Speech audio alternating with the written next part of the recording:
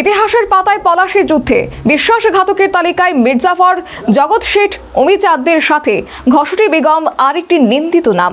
সমাজের সেই বিশ্বাসঘাতকতার ধারাবাহিকতা আজও থেমে নেই। রাজ্যে চলমান রামপ্রসাদী হুঙ্কার ও উগ্ররঞ্জিত বিধায়কী কুৎসা পূর্বে সাংবাদিকদের একটি সংগঠনের নাম করে ফেন্সিডিল মাফিয়াদের বিজয় রথের পাল তুলতে ময়দানে অবতীর্ণ ঘসুটি বেগমরা। আমরা সহজ কয়েকটি প্রশ্ন উত্থাপন করতে চাই।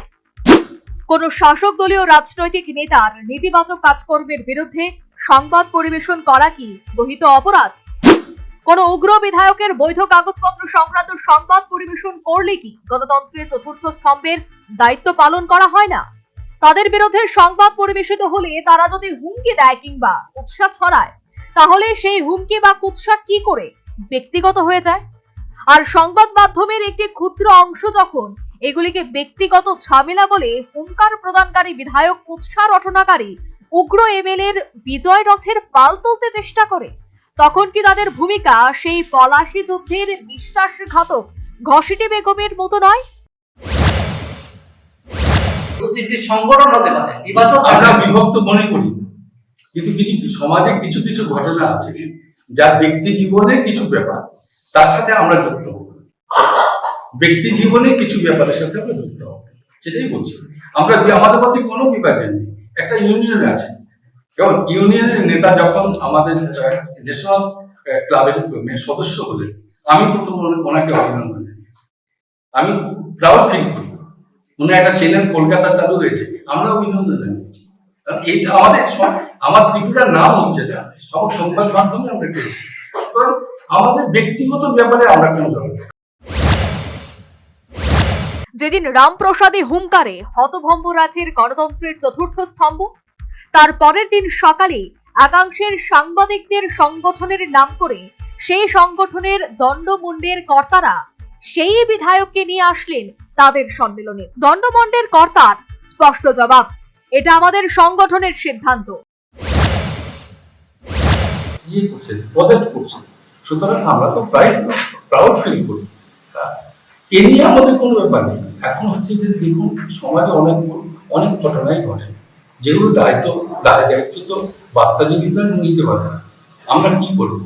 প্রতিদিন অসংখ্য ঘটনা ঘটে, লক্ষ কোটি খবর আসে। আমরা কয়েকটা খবর দিয়ে বাছাই করে পত্রিকা বা আমাদের ইলেকট্রনিক মিডিয়া যেগুলো আছে সেখানে আমরা সারাদিনই তো অসংখ্য।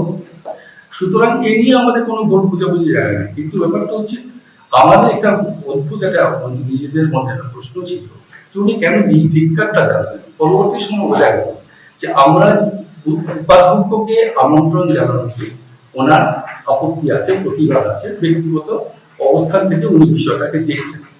এই বিষয়টা আমি আগেই পরিষ্কার করেছি, এটা হচ্ছে আমাদের সংগঠনের সিদ্ধান্ত। এই অভ্যন্তরীণ সিদ্ধান্ত সম্পর্কে আমরা কারোর কাছে কৈফিয়ত দিতে রাজি নই। এটা আমাদের সম্পূর্ণ একক সিদ্ধান্ত, সংগঠনের সিদ্ধান্ত হতে হবে। এখন দেখুন, আমি কালকে একটা ছিলেন যখন উনি এটা এয়ার করলেন, এই ক্ষেত্রে দুটো মাধ্যম, আমি আপনাদের বন্ধু হিসাবে কথাটা বলছি। রামপ্রসাদী বিজয় রথের পাল তুলতে সংগঠনের সিদ্ধান্ত বলে যে চালিয়ে দিলেন, সংগঠনের কতজন জানতো আগে যে সেদিন সকালে তাদের সম্মেলনে রামপ্রসাদী গান চলবে? রামপ্রসাদী কাঞ্চন মল্লের প্রান্তরে সাংবাদিকদের কুলুষিত করার ভঙ্গিটা বেশ ভালো এঁটেছিলেন মিস্টার ঘসুটি বেগম। তৃতীয় প্রশ্ন, মিস্টার ঘসুটি বেগম সেই পুরনো আমলের কাসুন্দি ঘাটলেন।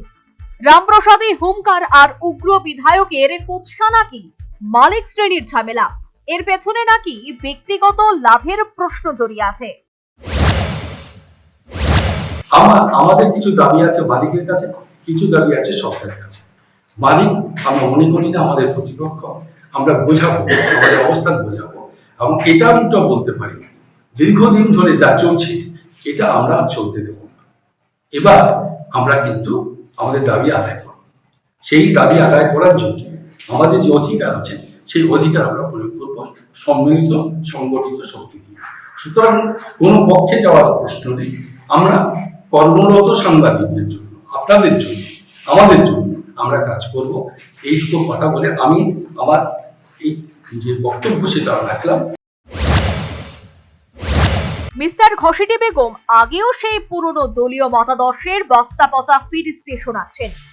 যদিও তিনিও একটি পত্রিকার মালিক, তথাপি সব জেনে শুনে বিষ পান করার মতো আসল সত্যটাকে গাজার টাকায় ঢেকে দিতে চাইছেন। ত্রিপুরা রাজ্যের প্রতিটি সংবাদ মাধ্যমে যারা মালিক তারা প্রত্যেকেই সাংবাদিকও বটে। এডিটর তো ভিন্ন গ্রহ থেকে আনা হয় না, সাংবাদিক না হলে এডিটর হবে কি করে? আর যখন একজন এডিটরের বিরুদ্ধে রামপ্রসাদী হুঙ্কার চলে, উগ্র বিধায়কী কুৎসা চাউর হয়, তখন সেটা সংবাদ মাধ্যমের উপর আক্রমণ হিসেবে গণ্য হয় না। সত্যি সেলুকাস বিচিত্র এই দেশ। রাজ্যের মুখ্যমন্ত্রী যখন সংবাদ মাধ্যমের বিরুদ্ধে রামপ্রসাদী হুঙ্কার আর উগ্র রঞ্জিত বিধায়কী কুৎসার বিপরীতে চরম অব্যবস্থা ব্যক্ত করলেন, তখন মিস্টার ঘসেটি বেগমরা গাজার টাকায় পুষ্ট। এই যুদ্ধে বড় বড় বিশ্বাসঘাতক তো রয়েছে, মির্জাফর, জগৎ শেঠ, উমিচাঁদের পাশাপাশি এবার ময়দানে অবতীর্ণ মিস্টার ঘসেটি বেগম। তবে পলাশী যুদ্ধের পর ঘসেটি বেগমের পরিণতিটা জানা আছে তো? বিশ্বাসঘাতকদের ইতিহাস কখনো ক্ষমা করে না। আপাতত মিস্টার ঘসেটি বেগমদের জন্য বরাদ্দ থাকলো শুধুমাত্র ব্যুরো রিপোর্ট, নিউজ ভ্যানগার্ড।